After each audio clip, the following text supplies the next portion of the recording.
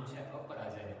આમ તો અંગ્રેજી લેખક અર્નેસ્ટ હેમિંગ્વે દ્વારા લખવામાં આવ્યું છે અને એનું નામ છે old man and the C, પરંતુ એનું રવિન્દ્ર ઠાકોરે ગુજરાતીમાં અનુવાદ કરેલો છે અને એક ઉત્તમ સંઘર્ષથી ભરેલી નવલકથા એટલે અપરાજય વાંચી અને ખૂબ જ ગમી. એટલા માટે મને પણ લાગ્યું કે આની વાત તમારી સાથે શેર કરું, કારણ કે આ પુસ્તક આપ સુધી પણ પહોંચે.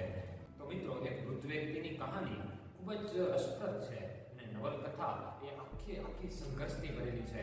વાંચી અને નવલકથામાં એક પેજ પર ક્યાંય પણ કંટાળો નહીં આવે. શરૂઆત કરીએ એટલે નવલકથા પૂરી કરવાની પૂરેપૂરી ઈચ્છા થાય કે ક્યારે આ નવલકથાના અંત સુધી આપણે પહોંચીએ, પરંતુ અંત પણ એટલો દર્દથી ભરેલો કે નવલકથા હૃદયને સ્પર્શી જાય છે.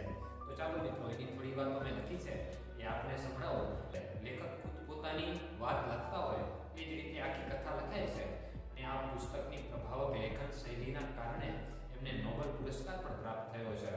આમ તો એની વર્ણન કલા અંગ્રેજીમાં તો છે, પરંતુ રવિન્દ્ર ઠાકોરે અપરાજય નામે એની જે વર્ણન કલા ગુજરાતીમાં કરી છે એ પણ અદ્ભુત છે.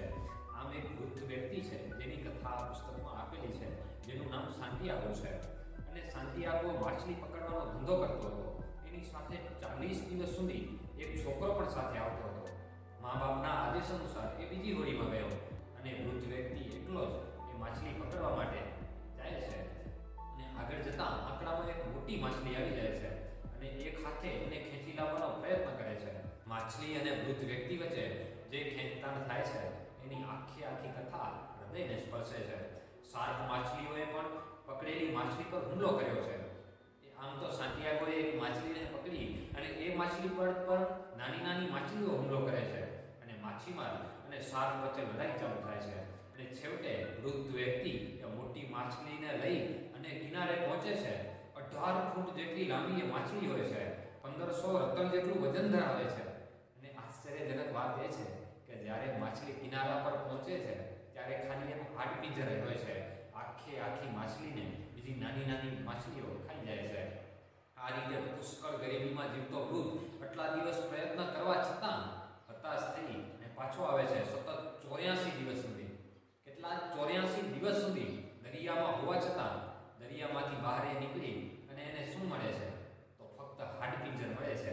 અને દરિયાની ઊંડાઈ અને માનવ જીવનની ઊંડાઈની ચાવી જાણે આ રીતે એક જ વાક્યમાં હોય એવું લાગે છે. Every day is new day. અને આ રીતે પ્રત્યેક દિવસ એક નવો દિવસ છે એવું સાબિત થાય છે. સમગ્ર કૃતિમાં સંઘર્ષ કેન્દ્ર સ્થાને છે. આ સંઘર્ષ માણસ અને પ્રકૃતિ, માણસ અને કલા વચ્ચેનો છે અને આ સંઘર્ષ માણસની અસહાયતાને સાબિત કરે છે. છતાં આ માનવની ગૌરવગાથા છે. વિસ્તારની દ્રષ્ટિએ ખૂબ જ નાની હોવા છતાં આ કલાકૃતિ સાહિત્ય જગતની એક ઊંચું સ્થાન ધરાવતી કલાકૃતિ છે.